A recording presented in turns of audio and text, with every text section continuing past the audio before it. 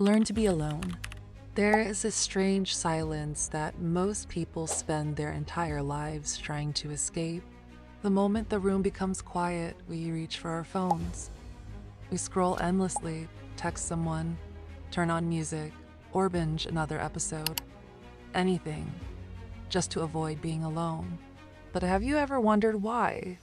Why does solitude feel so uncomfortable?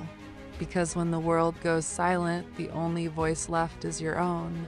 And for many of us, that's the voice we've ignored the longest. Being alone isn't the same as being lonely.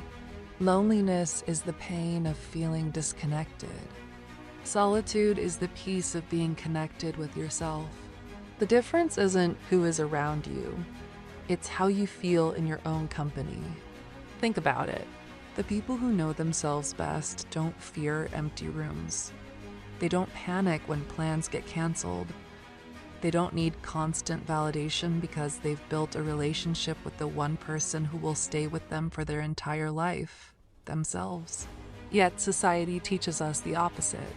It tells us that being alone means something is wrong. That if you're eating alone, traveling alone, or spending a weekend by yourself, you must be unhappy. But that's a lie. Some of the strongest people in history spent long periods alone. They used solitude to think deeply, create boldly, and discover who they really were. Growth rarely happens in crowds.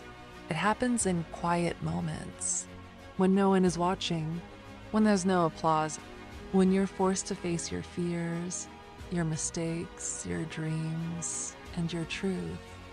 At first, solitude feels uncomfortable. You'll notice thoughts you've been avoiding. Old memories may return. You'll feel restless. You might even want to escape. Don't stay there, because beyond that discomfort lies something beautiful. Clarity. For the first time, you'll hear your own thoughts instead of everyone else's opinions. You'll realize that many of your decisions were made just to fit in. Many of your goals weren't even yours. Many of your fears came from comparing your life with someone else's. Solitude removes the noise, and only then can you hear your authentic self. Learning to be alone also teaches independence. When you're comfortable with yourself, you stop chasing people who don't value you. You stop begging for attention. You stop accepting less than you deserve just because you're afraid of being alone. Because you've discovered something powerful. Your own company is enough. That doesn't mean you stop loving people. It means you stop depending on them to complete you. Healthy relationships are built between two whole people, not two people desperately trying to fill each other's emptiness. Here's something worth remembering. Every meaningful relationship in your life begins with the relationship you have with yourself.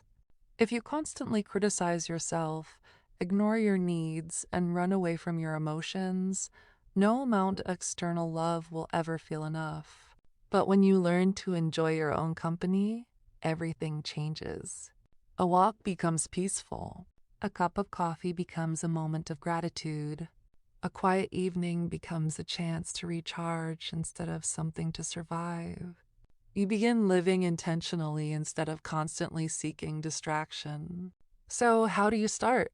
Put your phone away for 30 minutes. Go for a walk without headphones. Write your thoughts in a journal. Read a book. Watch the sunset. Sit with your emotions instead of running from them. It won't feel easy at first, but every minute you spend getting to know yourself is an investment that pays for the rest of your life. Because one day you'll realize something most people never do. The greatest freedom isn't having people around you all the time.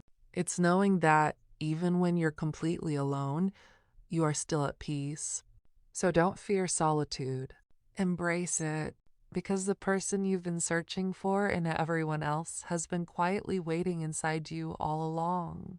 Learn to be alone, and you'll never truly be lonely again.